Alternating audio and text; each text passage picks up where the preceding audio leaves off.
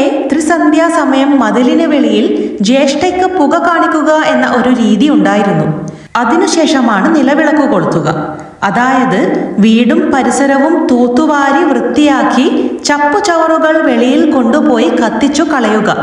ശേഷം ജലം തളിച്ച് പരിസരം ശുദ്ധമാക്കി പൂമുഖത്ത് നിലവിളക്ക് കൊളുത്തുക, സന്ധ്യാനാമം ജപിക്കുക. ഇതായിരുന്നു രീതി.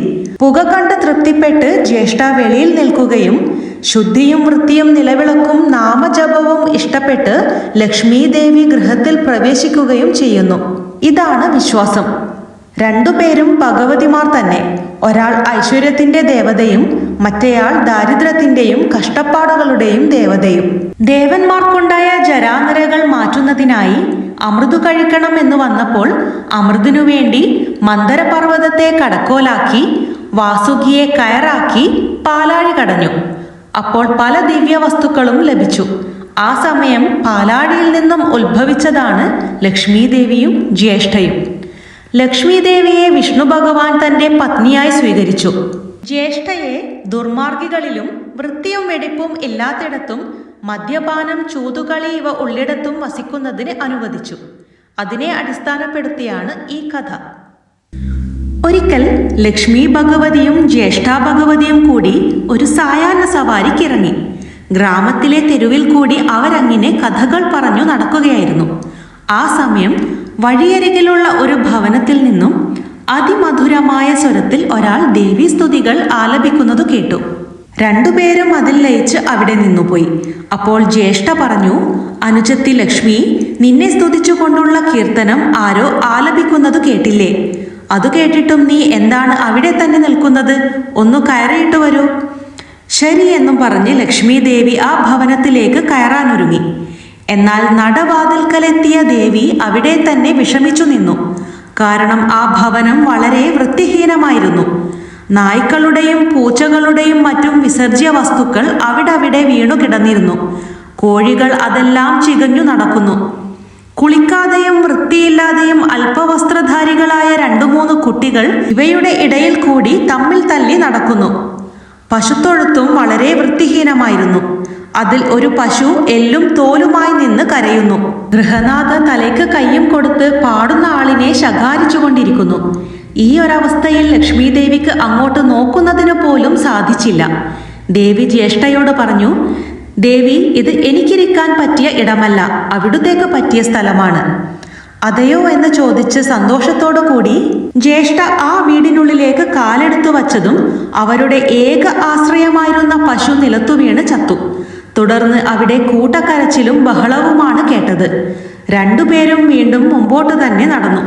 കുറച്ചു ദൂരം ചെന്നപ്പോൾ മറ്റൊരു വീട്ടിൽ നിന്നും ഒരു പശുവിന്റെ ദീനമായ കരച്ചിൽ കേട്ടു. അതെന്താണെന്ന് അറിയുന്നതിനായി രണ്ടുപേരും അവിടെ തന്നെ നിന്നു. പതിവ് പോലെ ആദ്യം ലക്ഷ്മി ദേവിയാണ് അകത്തേക്കു കയറിയത്.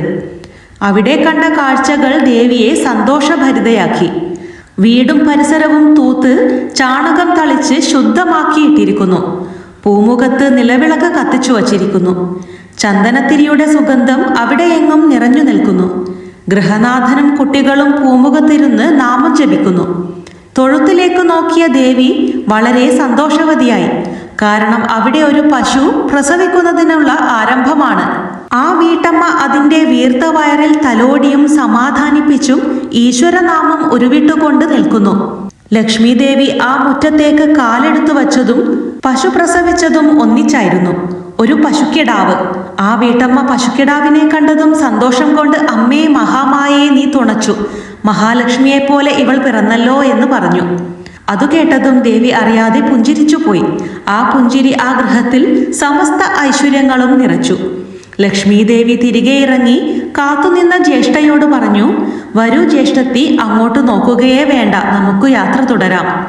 അവർ മുമ്പോട്ട് നടന്നു. ഓരോ ഗൃഹത്തിൻ്റെയും ഐശ്വര്യം അതിൽ നിൽക്കുന്നവരുടെ കൈകളിൽ തന്നെയാണ്. വീടും പരിസരവും വൃത്തിയായി സൂക്ഷിക്കുക.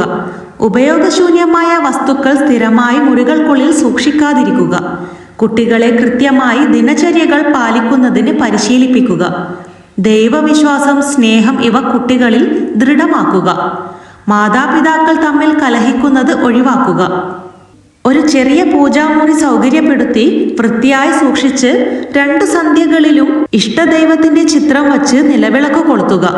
ഒരല്പസമയം ഏകാഗ്രതയോടെ പ്രാർത്ഥിക്കുക.